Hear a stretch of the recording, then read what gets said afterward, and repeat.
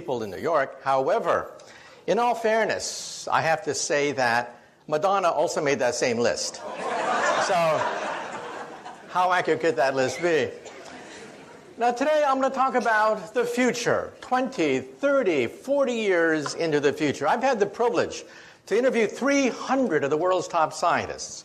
Now, I'm a physicist. We're the ones who invented the laser. We invented the transistor. We created the electronic computer.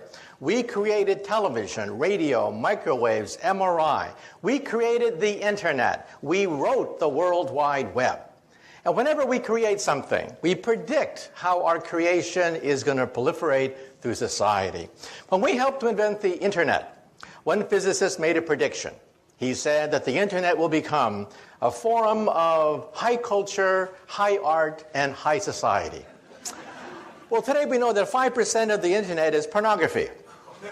But that's because teenage boys log on to the internet, not anyone here. Just wait till the grandmas and grandpas log on to the internet. Then 50% of the internet will be pornography.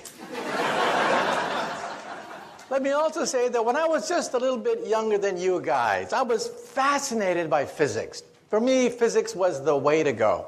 So when I was in high school, I went into my mom and I said, "Mom, can I have permission to build an atom smasher in the garage? A 2.3 million electron volt electron particle accelerator." And my mom looked at me and said, "Sure, why not? And don't forget to take out the garbage." So I took out the garbage and I went to Westinghouse and I got 400 pounds of transformer steel, 22 miles of copper wire, and I built a 2.3 million electron volt electron accelerator in my garage. The magnetic field was 10,000 Gauss. If you walked by the magnets, it was powerful enough to pull the fillings out of your teeth if you got too close to my magnets. Finally, it was ready. I plugged it into the wall socket. It consumed 6 kilowatts of raw electrical power. I can hear the crackling of all the capacitors. And then I heard this pop, pop, pop sound, and the whole house was plunged in darkness. I had blown out every single fuse in the house. My poor mom, she'd come home from a hard day's work, the lights would flicker and die. And then she'd say, "Where's the fuse box?" And then she'd say, "Why couldn't I have a son who plays baseball? Maybe if I buy him a basketball. And for God's sake, why does he have to build these machines in the garage? And hey, why can't he find a nice Japanese girlfriend? I mean, why does he build these machines in the garage?" Well, that machine got me into Harvard and began my career as a physicist. So today, I'm going to give you a guided tour of the future. However, there's a danger that sometimes we physicists know too much. Let me tell you a story and then I'll begin. Over 200 years ago, we had the great French Revolution. And one day, there were 3 gentlemen about to lose their head to the guillotine. There was a priest, a lawyer, and a theoretical physicist, just like me, about to have our heads cut off. Well, they put the priest's head on the chopping block. And they asked him, "Do you have any last words before we cut your priestly head off?" And the priest said, "Yes, yes." He said, God from above, he shall certainly set me free." Well, all eyes were on the blade. They raised the blade. The blade came down, swish, and it stopped right before it hit the neck of the priest. Well, the mob had never seen this before. They were shocked. They said, "God has spoken. Let the priest go." And now let's see about the lawyer. Yes, the lawyer. Now the bloodlust was starting. Yes, the lawyer. They put the lawyer's head on the chopping block and they asked him, "Do you have any last words before we cut your lawyerly head off?" And he said, "Yes." He said, "Maybe the spirit of justice. Yes, justice and mercy. She shall set me free." Well, they raised the blade. The blade came down, swish, and it stopped right before it hit the neck of the lawyer. Well, this time, the crowd went crazy. They said, "Let there be a national holiday. Today, God has spoken. Justice, mercy have spoken today." And now let's see about that theoretical physicist. Well, they put the physicist's head on the chopping block, and they asked him, "Do you have any last words before we cut your head off?" And he said, Yeah, I got some last words. And he said, "I don't know too much about God. and I know even less about the law. But I do know one thing. If you look up, you'll see that the rope is stuck on the pulley. And then he said, if you remove the rope, the blade should come down real good. Big mistake. Big mistake. Well, the rope came down, the blade came down, and the poor physicist's head came down. And the moral of the story is, sometimes we physicists have to know when to keep our mouths shut, okay? But nonetheless, let me give you a guided tour through the future. Because I've had a chance to interview over 300 of the world's top scientists. These are the people inventing the future. First of all, let me say that if you get cable television, you get the Science Channel. On the Science Channel, starting December 1st, as it was mentioned, my book, Physics of the Impossible, is going to be appearing as a weekly TV series that I'll be hosting. Watch for it December 1st, every week after that. They call it Sci-Fi Science, Physics of the Impossible. So let's talk about that. First of all, how do we scientists know what's going to happen 10, 20 years in the future? How can we be so confident? Well, first of all, this is Moore's Law. On a log chart, you see that computer power doubles every 18 months. Now, what does that mean? This means that when you get a birthday card in the mail, you open it up, and there's a chip in it. And the chip sings, "Happy birthday to you." Well, that chip has more computer power than all the Allied forces of 1945. Hitler, Eisenhower, Churchill would have killed to get that chip. And what do you do with that chip? You throw it away in the garbage. Or look at this chart. You'll see that way back in the 1960s, NASA had almost no computer power. Your cell phone today, one cell phone today, has more computer power, according to this chart, than all of NASA when they put 2 men on the moon. This means that if cars obeyed Moore's Law, cars today would cost 10 cents. This means that when you park the car, you wouldn't even bother to put a quarter in the meter. The meter costs more than the car. So you wouldn't have to just park the car and walk away from it. So what does this mean? This means that by 2020, computer chips will cost about a penny. That's the cost of scrap paper. So we now know the future of the computer. The future of the computer will be everywhere and nowhere, hidden in the walls, hidden in the fabric of our life, just like electricity is, everywhere and nowhere. And this is the internet. We wrote the World Wide Web. The World Wide Web was written by a physicist to keep track of subatomic particles. And you can see here that the internet corresponds to prosperity. Where there is the internet, there's prosperity, there's commerce, science, finance. Where there's no internet, there's poverty. So one thing that we physicists do is we create something and then we simply give it away for free. So how will you communicate with the internet in the future? These are glasses that have full internet capability. You can download any website, any movie, do emails from these things, and they will also recognize people's faces.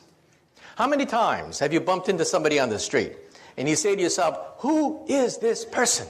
Jim, John, Jake, I know this person." In the future, your glasses will say, "It's Jim, stupid, remember?" You met him last week. Do you want to see his entire biography for you in your glasses? And let's say you're at a cocktail party. You're looking for a job, and you don't know who the heavy hitters are. In the future, you will know exactly who to suck up to at any cocktail party. Well, let's say you don't want to look like a refugee from Star Trek. In the future, glasses will be fashionable with full internet capability.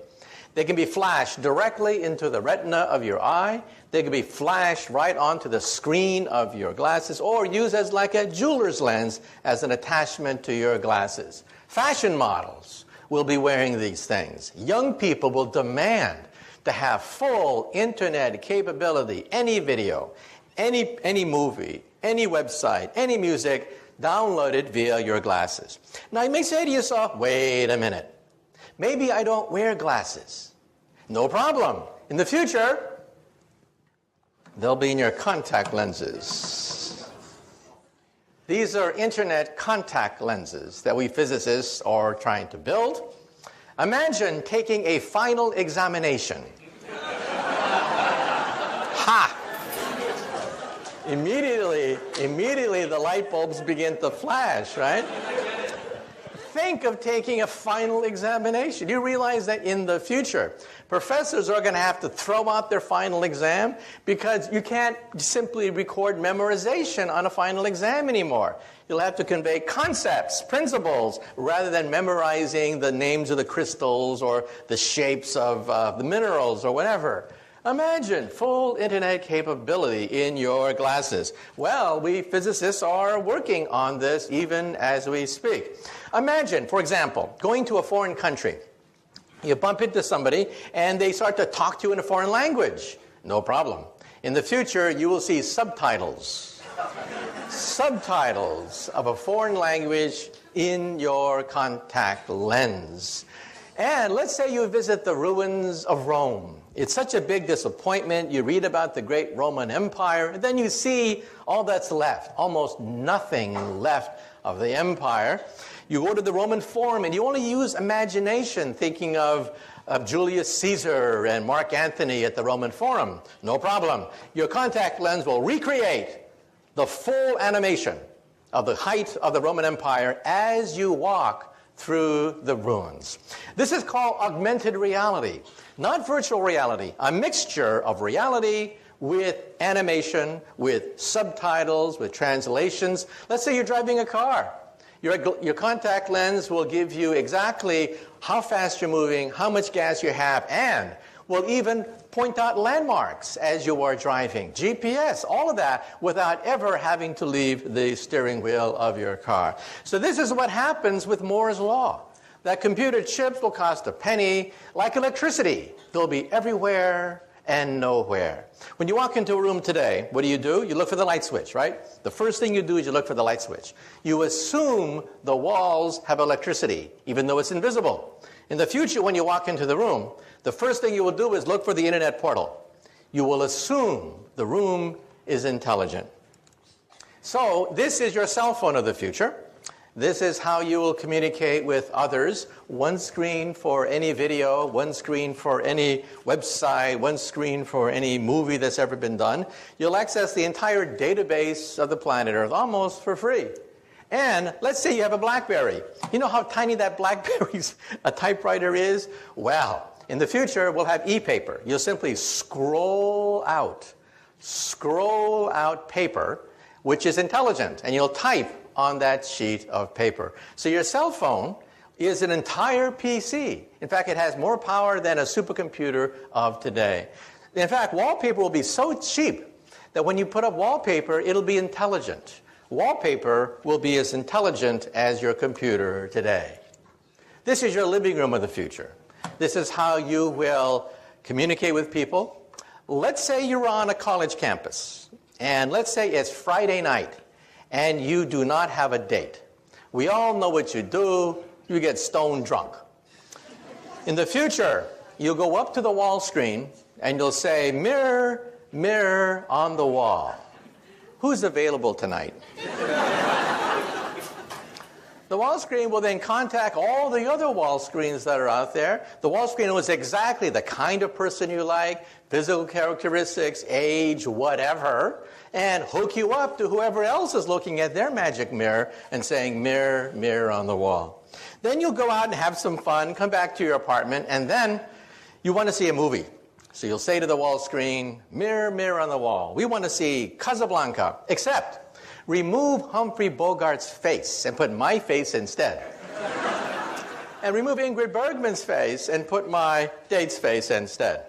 Now, some people are a little bit afraid of this, but realize that when the internet was first created by we physicists, it was male, it was hierarchical, it was to dominate over the Soviet Union. Why did the Pentagon give us millions of dollars to create the internet? It wasn't so that you could email your friends. That's not why we physicists created the internet. It was created to dominate a nuclear war with Russia so we can communicate and rebuild America after New York City is in ruins, Los Angeles, Chicago are vaporized. That's how we're going to recreate America after World War III. Today, the internet is female. 51% of the users of the internet are women, and they use it to touch people. That's what it's all about. Technology looks frightening when you don't know it. But then you realize the whole purpose of the technology is to be female, to touch people, make contact with people. So the internet has flipped from being a war-fighting device to be a device that allows you to communicate to all your friends. That dog, for example, on the left, is a cyber dog. It doesn't really exist. It babysits your kids, runs, barks. That dog does everything except pee on your carpet. Let's say it's Thanksgiving time and you're lonely because one son's in Australia, another one's in Russia, another one's on the South Pole. No problem. You'll all gather around your all wall screens.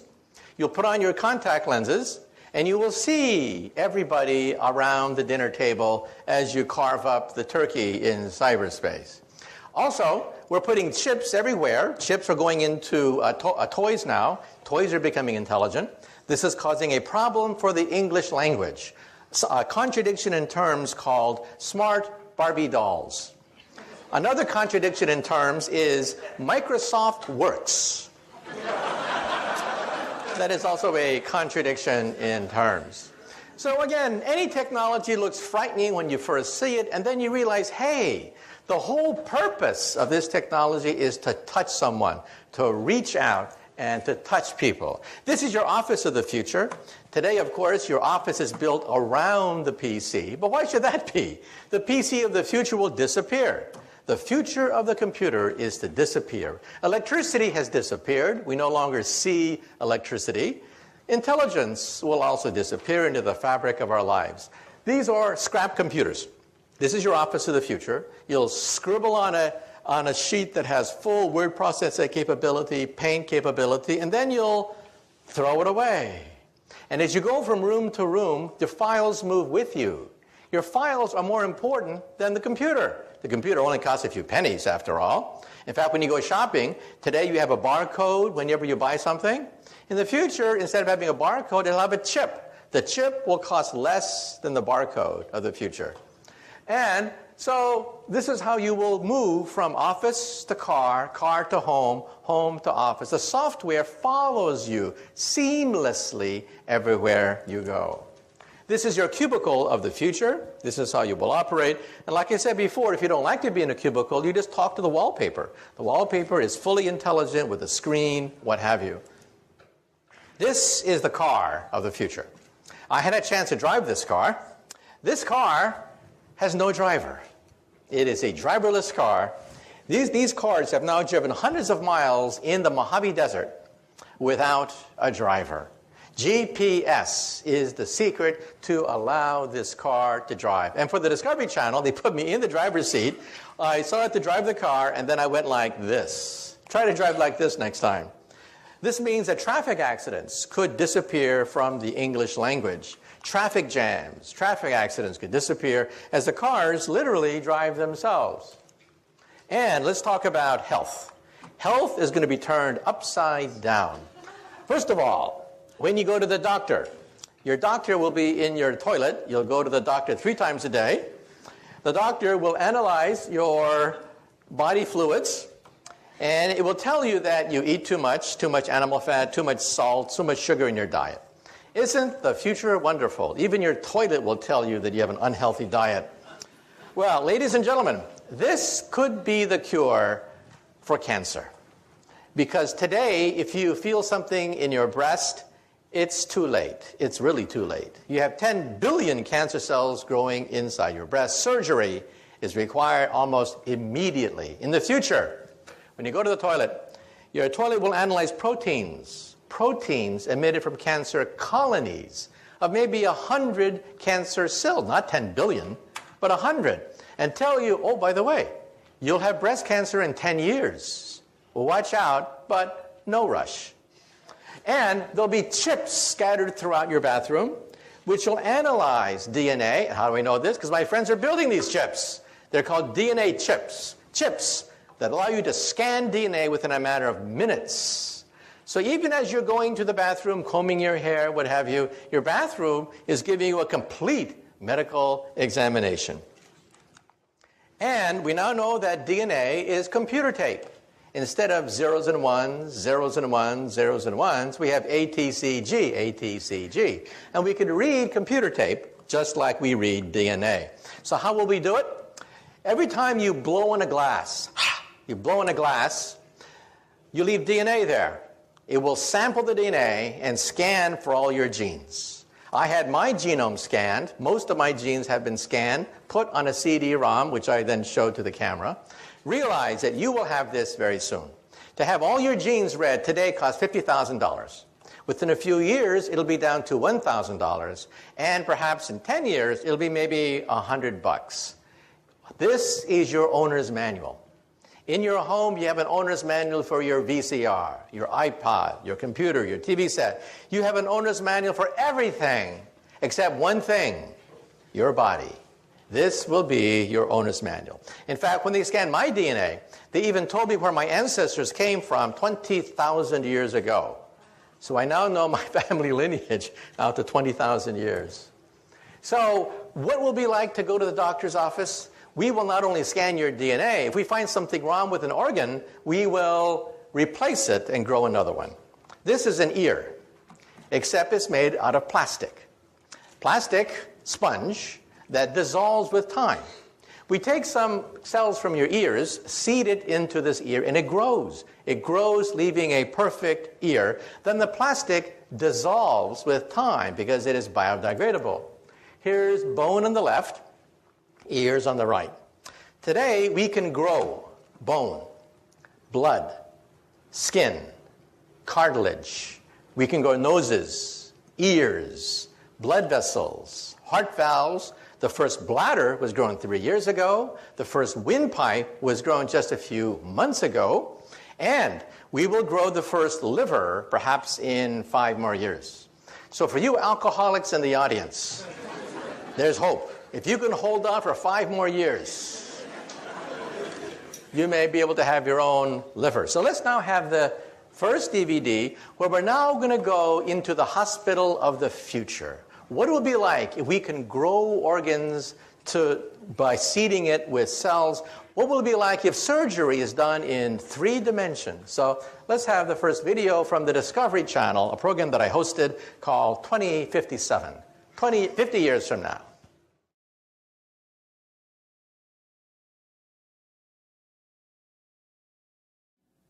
So, as computer power doubles every 18 months, it means that every aspect of our life, finance, commerce, health, is going to be turned upside down as we begin to realize that computer power can enrich our lives. This is the world's first bladder, a human bladder that was grown from a young girl's own cells and implanted into that young woman.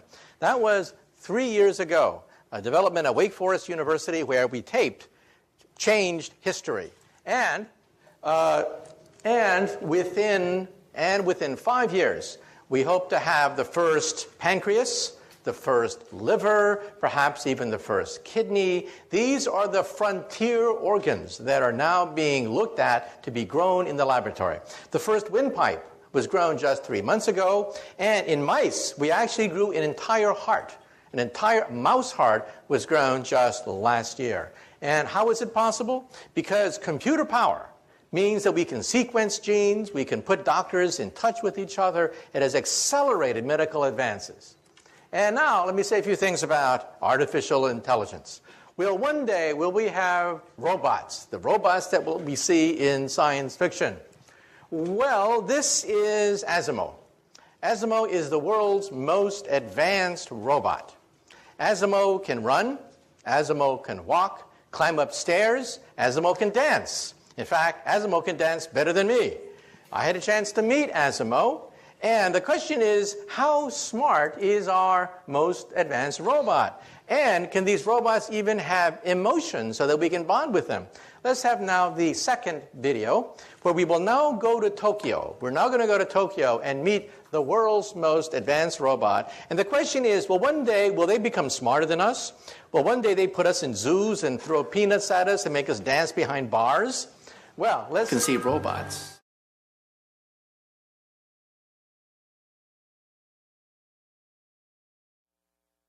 The question is, how smart are our robots? Well, one day, will they be smarter than us and put us in zoos? Well, first of all, here's the governor of California in a very bad mood. So, well, one day, will we have to deal with mad governors? Well, let's take a look at Asimo. You saw Asimo, the world's most advanced robot. How smart is Asimo? Well, let me tell you. Asimo is as smart as a cockroach, a retarded cockroach, a stupid, lobotomized, retarded cockroach. Asimo takes about 6 hours to walk across the room. Every movement pre-programmed. That scene that you saw took 3 hours.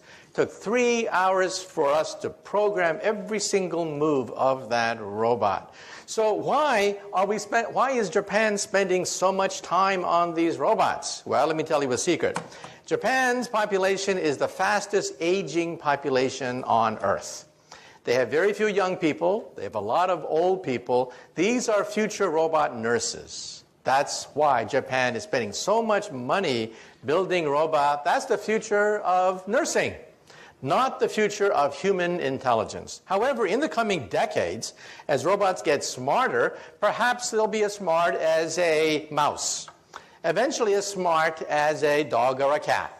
And then decades after that, maybe as smart as a monkey. At that point, I think we should put a chip in their brain to shut them off if they start to get murderous thoughts.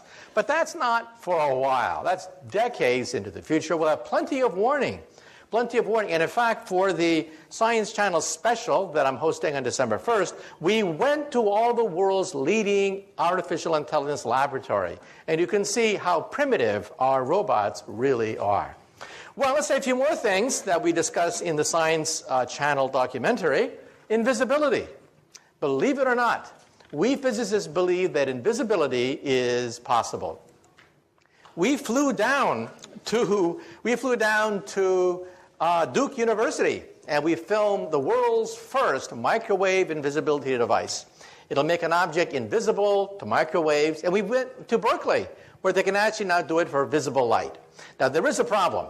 If you are inside an invisibility cloak, you cannot see outside. It's only a one-way trip. Therefore, if you are inside the invisibility cloak, you need to punch 2 eyeballs so you can see outside. So from the outside, you see 2 floating eyeballs, or here, a floating head. So remember that metamaterials allows us to bend microwave radiations around an object, just like water flows around a boulder. If you were downstream from a boulder, you don't know that there is a boulder upstream. That works for microwaves, and at Berkeley and Caltech, on a microscopic scale, they showed that it works for visible light as well. So this means that in the coming years, coming decades, we may be able to attain full invisibility, just like you see in the movies, but we don't have it yet. Also, teleportation. Wouldn't it be great to simply zap yourself across the room, just like they do in Star Trek? Well, this is called quantum teleportation. And for the Science Channel TV series, we went down to Maryland, to the University of Maryland, where we actually photographed, with a TV camera, actually photographed an atom being zapped across the room. A TV screen lit up every time an atom was teleported from one chamber to the next chamber. Now, this, of course, creates problems, because if you're Captain Kirk, you have to die, you have to dissolve in the process of creating a copy of Captain Kirk over there. So who is that imposter over there? That imposter over there looks like Captain Kirk. He sells Priceline just like Captain Kirk, okay? So who is that person over there? You just saw him die, and there he is selling Priceline over there. It really makes you wonder, who are we? Are we just information? That information can be zapped from one place to another? And believe it or not, telepathy is coming faster than you think. We taped this again for the Science Channel special, 12 episodes, 30 minutes apiece, starting December 1st. Here's how it works. This is Brown University, where we have a stroke victim on the lower right. He is paralyzed. He cannot move. He cannot communicate with his loved ones. He is a quadriplegic, a stroke victim. On the upper left is a chip. They put the chip in his brain, shown on the lower left. You can see the dot where the chip is placed. You hook up that chip to a laptop. That person, who is now totally paralyzed, can now read emails, surf the web, answer emails, do crossword puzzles, do everything you can do on a computer, except this person happens to be paralyzed. This means that in the future, you may want to simply communicate with the web by thinking about it. We can also use this technology, by the way. This is how it works, by the way. He's allowed to see the laptop. You see the connection on the right, an electrode that connects to a laptop computer, the world's first direct link between the human mind and a computer. And also in Japan, they have very tediously mapped images of the brain onto an MRI scan and had a computer recognize them. We can actually see the outlines now, the decoded outlines of an object that you are looking at with your eyeballs. This means that when you are asleep and are dreaming, we may be able to photograph some of the dreams that you have. This has already been done at Kyoto University, not with dreams, but with the person looking at an object. A computer decodes the images on an MRI scan. We can now recognize, the first thing that was done was a horseshoe. You can actually see the horseshoe, the person's horseshoe that he's looking at via an MRI scan. But in the article, it says that the next target is dreams. Maybe one day we'll be able to record your dreams. This is how it looks like. You have to put this thing on top of your head, but in the future, it may be invisible. It may be painless and invisible, and you'll be able to surf the web all by yourself. Also, we should also point out that we can actually use this for a lie detector test. When you tell a lie, your brain scan lights up like a Christmas tree. That's because first, you have to know the truth. Second, you have to create the lie. Third, you have to create the cover-up of the lie. And fourth, you have to analyze the consistency of the cover-up with all the other lies you've been telling all these years. That's a lot of brain power. And you can actually see that on an MRI scan. Now let me say a few things about the far future. So far, everything I've talked about is the near future. We're talking about 10, 20, 50 years in the future. Now let's look even farther. We went to NASA, and we visited the scientists who dream of one day building a starship. This, of course, is far beyond anything we can muster with today's technology. However, we actually interviewed scientists who believe that it may be possible to bend the fabric of space and time so that we can leap forwards across enormous distances, perhaps using Einstein's theory. This is a black hole. Black holes are not science fiction anymore. We photograph the accretion disk of black holes. This black hole lies at the center of a gigantic galaxy, NGC 4258. That dot you see at the very center is about 1 light year across.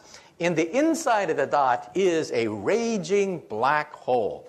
In fact, if you want to see a black hole tonight, go outside, look in the direction of Sagittarius. That is the center of the Milky Way galaxy. There's a black hole there, which in some sense lies at the center of our galaxy. So kids ask the question, if the moon goes around the Earth goes around the sun, then what does the sun go around? Well, we know the answer to that. The sun goes around a black hole in the constellation Sagittarius at the center of the Milky Way galaxy. Now, if you look at that black hole, it's rather disappointing. Dust clouds obscure the galactic nuclei. If you could somehow remove the dust clouds, then you would see a fireball rise every night, perhaps rivaling the moon in brightness, with a raging black hole at the center. Unfortunately, dust clouds prevent us from seeing this huge fireball that by rights should be illuminating the night sky. And if you have wormholes, perhaps one day you may be able to even bend the fabric of time itself. This, of course, takes us into science fiction, but actually we do have a theory of time travel. Now, some of you may say to yourself, well, I've seen these time travel movies. I know what happens if you go backwards in time and meet your teenage mother before you're born, and your teenage mother falls in love with you. Well, you're in deep doo-doo if your teenage mother just fell in love with you before you are born. Now, if you think you're so smart, let me give you the mother of all time travel stories and see whether you can figure this out. Let's see whether you're smart enough to figure this one out. The year is 1945. A stranger comes in from the darkness carrying a baby girl that he leaves at an orphanage. Well, the nuns find this baby girl. They don't know where the baby girl came from, so the nuns call her Jane. And Jane grows up as an orphan, wondering, who is my mother? Who is my father? Well, when Jane is 17 years old, she's a beautiful young woman, and then she has her first boyfriend. A drifter comes drifting into her life, but it was not meant to be. They quarrel. She argues with her boyfriend, and it's a very sad story. First, she finds out that she's pregnant. Her boyfriend has left her. She's abandoned and pregnant. She's rushed to the hospital 9 months later. She delivers a beautiful baby girl, but somebody that night breaks open the window of the hospital, kidnaps Jane's baby girl, and leaves in the darkness. Well, it's even worse than this. Jane is bleeding very rapidly. She's going to die. The doctors have to perform an emergency experimental operation. They have to change Jane into Jim. Well, Jim wakes up the next day with this huge headache, and he's told the bad news. First, the boyfriend left her pregnant, somebody stole her baby, and now she's not even Jane anymore. She's Jim. Well, Jim grows up and becomes a barroom drunk. Every time someone says, "Who are you, Jim? Where did you come from? Who was your mother or your father?" Well, finally, Jim one day is once again stone drunk at the bottom of a bar after a bar fight. But the bartender comes up to him and says, Jim, wake up. You see, I'm not really a bartender. I'm a time traveler. Come into my machine and let us find out who is this Jim/Jane. So they go back, way back into the past. So poor Jim, he doesn't quite know where he is in the past. But suddenly, he meets this beautiful 17-year-old girl. And it's love at first sight. But you know, it was not meant to be. They quarrel. And then Jim finds out that his girlfriend is pregnant. And then Jim says to himself, oh my God, history's repeating itself. This happened to me. Well, I'm going to make sure that my baby gets the best education possible. That night, 9 months later, Jim goes to the hospital, breaks open the window, kidnaps his own precious baby girl. And then Jim and his baby girl go back into the time machine. Again, back, way back into the past, until it is 1945. It is a dark and stormy night. Jim comes in from the darkness carrying his precious baby girl that he drops off at an orphanage. Well, the nuns don't know what to do with this baby girl they find the next day, so the nuns call her Jane. And Jane grows up wondering, who is my mother? Who is my father? I was left as a foundling on the doorstep of this orphanage. Well, Jim finally gets it together. Jim says, I don't want to be a drunk all my life. I'm going to join the Time Travelers Corps. So Jim has many heroic exploits in the annals of time. Now Jim is an old man. He says to himself, I've had a good life, but I want one final mission. For my last mission in time, I'm going to go backwards in time, put on a wig, to impersonate a bartender, to meet a certain barroom drunk who just got into a fist fight because someone said, who are you, Jim? Who is your mother? Your father? Now for 10 points, who can tell me? Who is Jim's mother? Father, son, daughter, granddaughter, grandfather, great-great-grandfather, in the back. Yeah, Jane is a family tree unto herself. Can you imagine a family get together and they get into a food fight and someone says, you did this to me. No, you did that to yourself, okay? Well, we physicists think about this. This is a wormhole. This is what I do professionally. I work in something called string theory. I'm the co-founder of string field theory. And we think that perhaps the fabric of space and time can be bent. In which case, perhaps you just may be able to go backwards in time. However, the energy necessary for this is the energy of a black hole. So this is not for us anytime soon. However, 150 years ago, there was a gentleman in England, a mathematician at Oxford University, who wrote the first book on wormholes. Who was this professor of mathematics at Oxford University? Does anyone know the name of this Oxford University professor? His name was Professor Charles Dodson.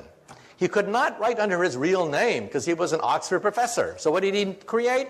A pseudonym. Lewis Carroll. This is the world's first representation of a wormhole in the English language, written by a distinguished professor of mathematics at Oxford University who wrote under a pen name, Lewis Carroll. In fact, Queen Victoria was so enchanted by Alice in Wonderland that she wrote Professor Dodgson a letter. Queen Victoria said, please, please, please, give me your next book, which he did. It was a treatise on higher mathematics that he sent to Queen Victoria, okay? So now let's say a few things. Some people say that, well, if this is for the future, let's talk about the future, far future.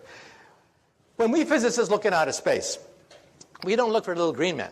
When we look in outer space, we look for type 1, type 2, and type 3 civilizations. A type 1 civilization has the power of an entire planet. They are a planetary civilization. They harness the weather. They can play with thunderstorms. They play with hurricanes and volcanoes. That's type 1. Type 2 is stellar. They consume the power of a star, like the Federation of Planets on Star Trek. Star Trek would be a very typical type 2 civilization. Type 3 controls the power of an entire galaxy, like the Empire of Empire Strikes Back. Once they had William Shatner on StarTrek.com, and he was answering all the questions of the Trekkies. The Trekkies would ask William Shatner questions like, what is the fourth dimension? What is antimatter? What is a black hole? And William Shatner was getting more and more frustrated. The people at StarTrek.com said, finally, he got so frustrated, he pounded on the desk, and he said, damn it, I'm an actor. I know nothing about Star Trek. About the fourth dimension, antimatter. Get a physicist. Ask me about Priceline. Anything. So they had me on later, and I had to answer all the questions of a Trekkie. Well, Star Trek is a type 2 civilization. They can barely harness the power of a star. This is type 1. A type 1 civilization is planetary. In about 100 years, we will be a type 1 civilization. What are we today? We are type 0. We don't even rate on this scale. We get our energy from dead plants, oil and coal. This is type 2. Type 2 is stellar. They control the power of a star. They are immortal. Nothing known to science can destroy a type 2 civilization. Even if their mother's star goes supernova, they can simply leave or just move the planet. And this is type 3, where they can actually play with black holes. I once gave this talk in London at the planetarium there, and a little boy comes up to me, about, age 10, real pest. He comes up to me and he yanks on my pants, and he says, Professor, you're wrong. There's type 4. And then I looked down on this little 10-year-old boy, and I said to him, shut up, kid. Why don't you go play in traffic? There's a nice intersection over there. And he wouldn't go away. He just kept yanking on my pants, and he said, Professor, you're wrong. There's type 4. And I said, look, kid, there are planets, stars, and galaxies. That's it. So any advanced civilization would have to be planetary, stellar, or galactic. And he insisted, you're wrong. There's the power of the continuum. Now, any Star Trek fans out there? What civilization harnesses the power of the continuum? The cube. Very good. Now, if you did not understand what just transpired, get with the program. Get with the program, okay? It's on every Tuesday night. Get with the program, for God's sake, okay? So one day, will we be able to harness this fantastic power, the power of the 11th dimension? This is my domain. This is what I work on. I work on string theory. We're going to begin to test the string theory starting next month. Watch for it. End of November, beginning December, they're going to crank up the biggest machine of science ever created, the Large Hadron Collider. And we're going to be able to test the periphery of this theory starting next month outside Geneva, Switzerland. It'll take years, of course, to analyze the data. However, let me also say that when we look at the Earth from outer space, we see that the Earth sits in this gigantic bubble. You see, our Earth also radiates. We radiate radio and television for 50 years. Surrounding the Earth, there is a sphere 50 light years in radius, expanding at the speed of television, containing our finest cultural archives, the noblest achievements of the human creative spirit, like I Love Lucy, Leave It to Beaver, and now joined by the immortal classics, Beavis and Butthead, Part 2, and Dumb and Dumber, Part 2. And any star within 50 light years of the Earth will pick up our cultural emissions, and they'll be convinced there is no intelligent life on the Earth. So anyway, let me now wind up. A few years ago, I spoke at the Einstein Centennial, a great honor, but my favorite Einstein joke is as follows. When Einstein was an old man, he was tired of giving the same talk over and over again. So one day his chauffeur came up to him and he said, "Professor, I'm a chauffeur, but I'm actually a part-time actor. I've memorized your talk. I've heard it so often. I've memorized it. So why don't we switch places? I will put on a mustache and a wig, and I'll be the great Einstein, and you can be my chauffeur and take a break." Well, Einstein loved the joke, so they switched places. So the chauffeur gave these talks all over the world, these fantastic talks with all the theatrical flourishes. Well, one day, a mathematician in the back asked a very difficult question. And then Einstein thought, oh, the game is up. But then the chauffeur said, "That question is so elementary that even my chauffeur here can answer it for you." Okay, thank you very much. Thank you very much. It's been a great audience. Thank you. Thank you. Oh, yeah, thank you, question. Yeah. A few questions.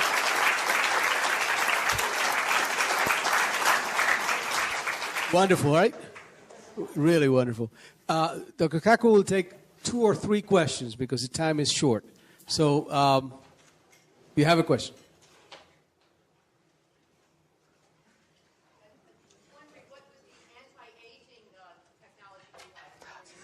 Okay.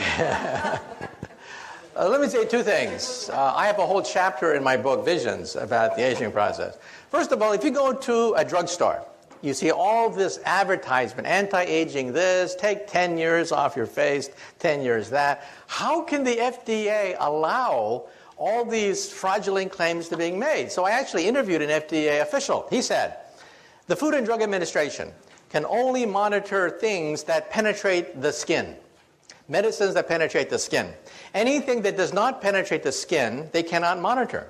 But then, if it doesn't penetrate the skin, it doesn't work. So in other words, you can only lie through your teeth as long as it doesn't work. Let me repeat that again. According to federal law, you can make any statement you want about take life, take 10 years off your face, whatever, anything you want, as long as it doesn't penetrate the skin, as long as it doesn't work. Now, let me tell you the science. We went to MIT and we interviewed the discoverer of a rather important gene that's creating headlines. Oprah Winfrey devoted a show to it. 60 Minutes devoted to a show to it. It's called SIR2. It is a gene and a protein that seems to mimic caloric restriction. Now, there is one and only one way of multiplying the lifespan of an organism, all the way from yeast cells, spiders, insects, mice, rabbits, dogs, cats, monkeys were analyzed, and the results came out front page of the New York Times about 2 months ago. If you starve yourself and consume 30% less calories, you live 30% longer. Now, how many of us want to starve ourselves? But the genetic mechanism of that is gradually being worked out. It turns out that the human body, or any organism, has 2 choices. One is, if you undergo famine, you have to hunker down, eat less, lower metabolism, and just ride out the famine. The other one is consume all you want and have children. So a body has 2 choices. Animals mostly suffer famine. Famine is a normal state of most animals. So animals do this all the time. They hunker down, eat less, reduce metabolism, and ride out the period of famine until they can gorge themselves and have children. Well, you found the gene, SIR2, which actually mimics that behavior without having to starve yourself. Now, is it the fountain of youth? I interviewed the guy who discovered it, and he said, no. Don't believe the hype. However, he said, once we do find the fountain of youth, it may be part of it. So the point I'm raising is we're now working out the genetics of the aging process. Did you know, for example, that some animals don't die? Crocodiles, alligators, flounders, they just keep getting larger. They don't die at all. They're just as vigorous at 70 as they are at 5. So how come your textbook says that crocodiles die at age 70? That's because the zookeeper died at age 70, okay? Crocodiles just keep on going. They have no known finite lifespan. They simply get bigger. So in the animal kingdom, it's not necessary to die or age. They just keep getting bigger. That's why you don't see gigantic crocodiles, is because they die of starvation, accidents, or disease. But they have no finite lifespan. So it's not necessary to die. They're just as vigorous with no aging. So the short thing of it is, A, it's still a long ways to go. However, B, we scientists are now seriously looking at the possibility of retarding the aging process. We do not, I repeat, not have the fountain of youth. However, as one scientist said, I regret the fact that my generation may be the last generation to die. Well, I think that's an exaggeration. I think people will be dying for quite a while into the future. But it does mean that real progress is being made in the aging process, which is something I could not have said a few years ago. How about you? Your desire to prove Einstein's theory correct. How close are you? Well, we want to go beyond Einstein, because Einstein's theory breaks down at the center of a black hole and at the instant of creation. Einstein's theory makes no sense whatsoever. We need a higher theory. The only higher theory which includes the quantum theory and Einstein's theory is string theory. It is the only game in town. Some people say, well, if I don't like string theory, give me an alternative. And the answer is, there is none. It is the only game in town. You either work on string theory or you just work in the wilderness. So next month, we're going to begin to crank up the Large Hadron Collider. Now, the Large Hadron Collider will not eat up the Earth, as some people claim, because every day, cosmic rays from Mother Nature, rains radiation on the Earth more powerful than anything we can create with this pea shooter called the Large Hadron Collider. So we're going to begin to test the periphery of the theory. The theory itself is too difficult to test directly, but we hope to find indirect proofs by looking for what are called sparticles. Sparticles are superparticles, a new class of particles that we hope to create with the Large Hadron Collider. And again, it'll take a few years to analyze the data, but the machine will be cranked up next month. By the way, I just spoke in Texas last month, and the people in Texas know that they had the Super Collider to be built outside Dallas, Texas. The Super Collider was to be 3 times bigger than the Switzerland machine. So how come it's not based in the United States? How come we have this brain drain to Switzerland? Well, it's because in 1993, there were cost overruns on the Super Collider, and in the last day of hearings, a congressman asked a physicist in the last day of hearings, quote, "Will we find God with your machine?" On the last day of hearings. Everything hinged on this one answer. So the poor professor of physics said, "We will find the Higgs boson." At that point, you could hear all the jaws hit the floor of Congress. $11 billion for another goddamn subatomic particle. The vote was taken the next day, and our machine was canceled. And that's why we have this brain drain to Switzerland right now. Since then, we physicists have been replaying that question over and over and over again in our minds. How should we have answered that question? Well, I would have said this. I would have said God, by whatever signs or symbols you ascribe to the deity. This machine will take us as humanly possible to his or her greatest creation, Genesis. This is a Genesis machine. It'll recreate on a tiny scale the most momentous event in the history of our universe, its birth. Instead, we said Higgs boson, and our machine was canceled. I should hope that the next time we get asked that question, we think about the answer a little bit more. Okay, one last question. Last question. About right there. I'm curious about ethics, and I wonder if, you seem like a really smart person, but some of that technology you described at the beginning in the hands of some not so intelligent people seems like you could set up a big brother situation very quickly, like the doctor in my toilet. Okay, first of all, when people ask about 1984, I had a chance to go back to 1984, rereading it again when I was writing my book, Visions. And I realized something. The internet could have been a device like what happened in 1984. A device which monitors everything, knows everything. However, an event happened, and that is the Soviet Union broke up. The internet was a war-fighting machine. Secret, for the most part, devised by military scientists, used by physicists like myself.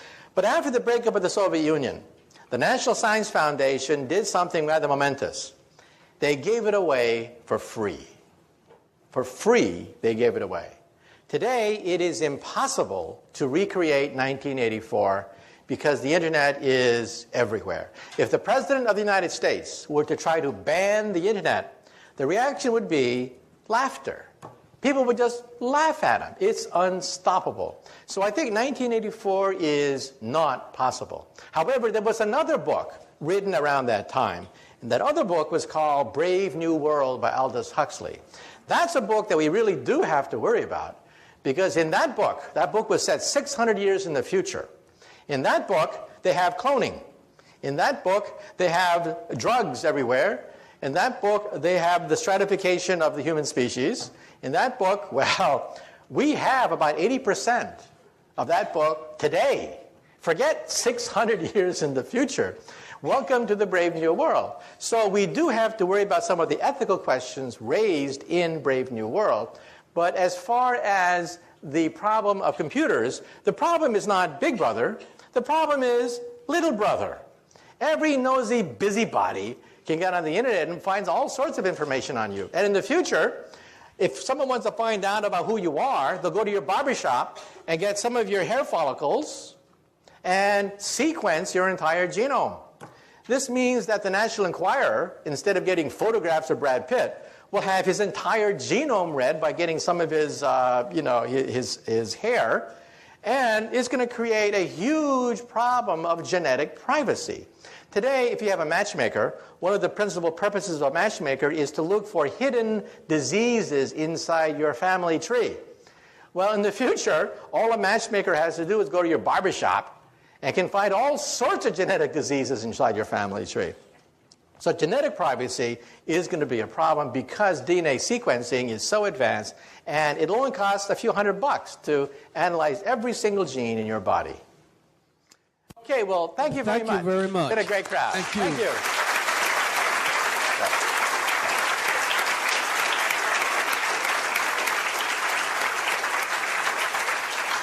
There are some refreshments outside, and I'm certain that if we do not overcrowd him, we might be able to have some contact or some personal discussions with Dr. Kaku. Thank you again for coming. Okay.